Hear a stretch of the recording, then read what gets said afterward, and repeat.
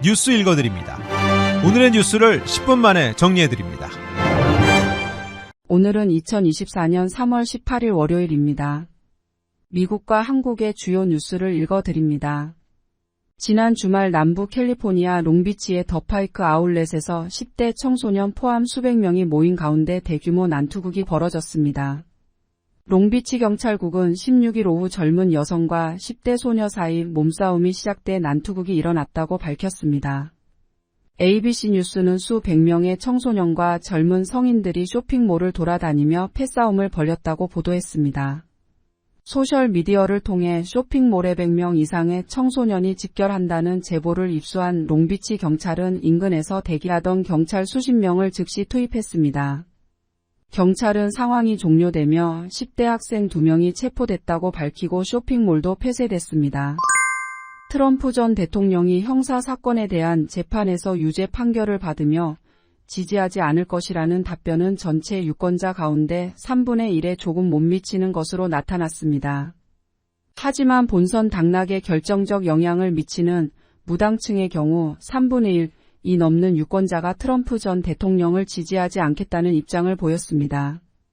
폴리티코가 입소스에 의뢰해 미국의 성인 1024명을 대상으로 조사한 결과 무당층의 36%는 트럼프 전 대통령이 유죄 판결을 받으면 그를 지지하지 않을 것이라고 했고 44%는 영향이 없다고 답했습니다.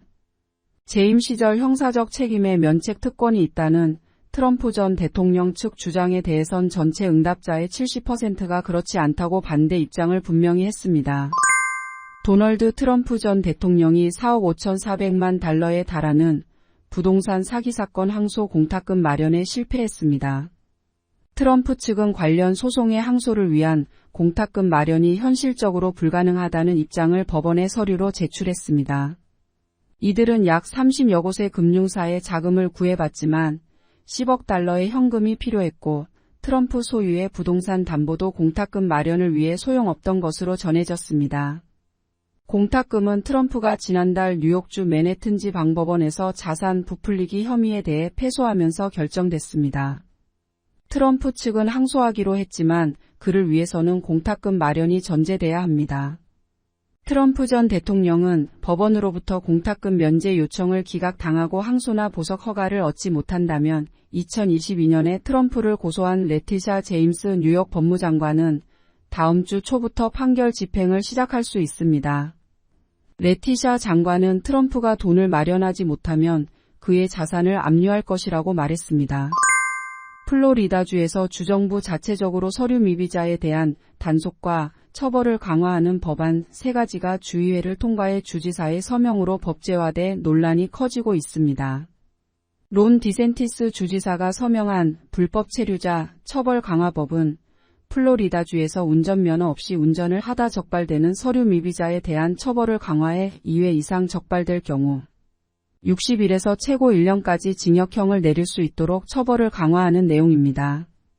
주지사가 서명한 또 다른 법안은 다른 주들에서 발행된 서류 미비자 운전면허증 또는 신분증을 플로리다주에선 인정하는 것을 금지하는 내용을 담고 있습니다.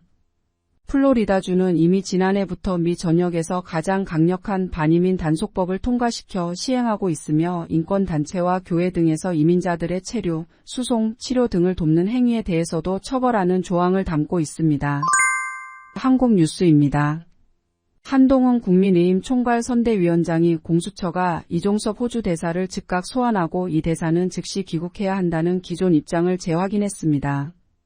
한편 대통령실은 여당 선대위 회의 직전 공수처가 소환도 안 한 상태에서 재외공관장이 국내에 들어와 마냥 대기하는 것은 매우 부적절하다는 입장을 냈습니다.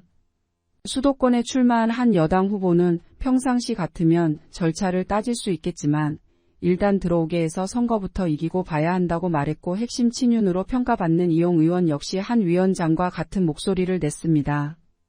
언론에 대해 부적절한 발언으로 논란이 된 황상무 대통령실 시민사회수석에 대해 여당 안에서도 스스로 물러나야 한다는 요구가 잇따르고 있습니다.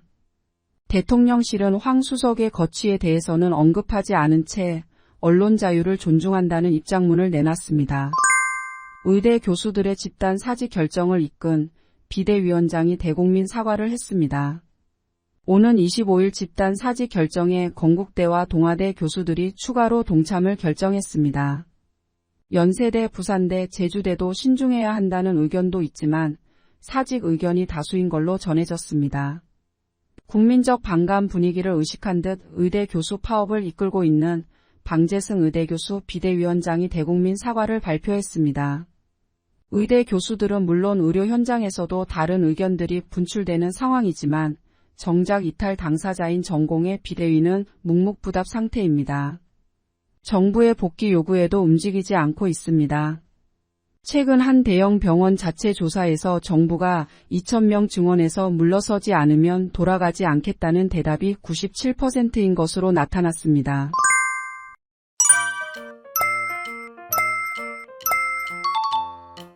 끝으로 날씨입니다. 남부 캘리포니아 일부 지역엔 저녁엔 흐린 날씨 보이겠습니다. LA와 오렌지 카운티는 낮 최고 기온은 75도, 밤 최저 기온은 54도 예상됩니다. 밸리와 일랜드 엠파이어 지역 낮 최고 기온은 76도, 밤 최저 기온은 49도 전망됩니다. 해안가 지역은 낮 최고 기온 68도, 밤 최저 기온 53도 예상됩니다. 산간 지역 낮 최고 기온은 48도, 밤 최저 기온은 28도, 사막 지역은 낮 최고 기온은 73도, 밤 최저 기온은 37도 전망됩니다. 오늘의 뉴스 읽어드렸습니다. 고맙습니다.